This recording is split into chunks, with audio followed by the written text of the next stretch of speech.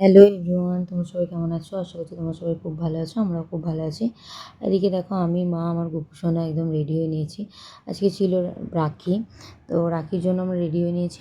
এই যে আমি ঠাকুরের থালাটাও সাজিয়ে নিয়েছি রাখি পরানোর জন্য ঠাকুরকে। এই যে আমার গোপু সোনা, গনু দাদা সবাইকে রাখি বেঁধে নিয়েছি আমি।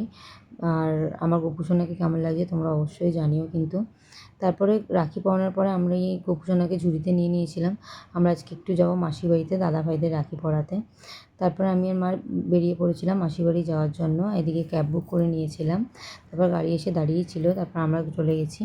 তারপর গিয়ে এই যে গাড়িতে উঠে গেছি আমি, আমার গোপু সোনা, মা সবাই মিলে। আর দেখো মায়ের কোলে কিরম চুপটি করে বসে আছে আমার গোপু সোনা।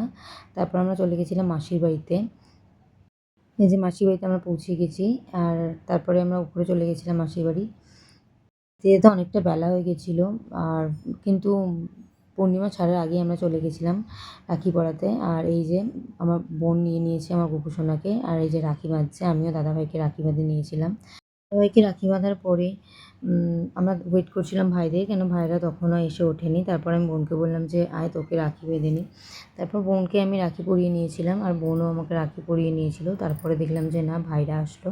তারপরে আমি প্রথমে বড় ভাইকে আর ছোটো ভাই দুজনকেই রাখি পরিয়ে নিয়েছিলাম। তারপরে বোনও বড় ভাই আর ছোটো ভাই দুজনকেই রাখি পরিয়ে নিয়েছে।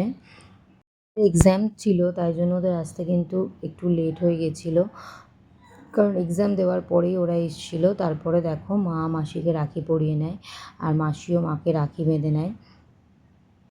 রাখি পরানোর পর আমরা একটু প্রসাদ খেয়ে নিয়েছিলাম। প্রসাদ খাওয়ার পর কিছুক্ষণ বসার পর দিদি জামাইবাবু আসে। তারপর আমরা লাঞ্চ করে নিই। লাঞ্চে কিন্তু একদমই নিরামিষ ছিল। লাঞ্চ করার পর চলে গেছিলাম একটু ঘুমাতে। তারপরে দেখো ঘুম থেকে উঠে দেখি মা আর গোপু সোনা একদম রেডি হয়ে নিয়েছে, কারণ মা বাড়ির দিকে যাবে। এদিকে বোন রান্না করছে।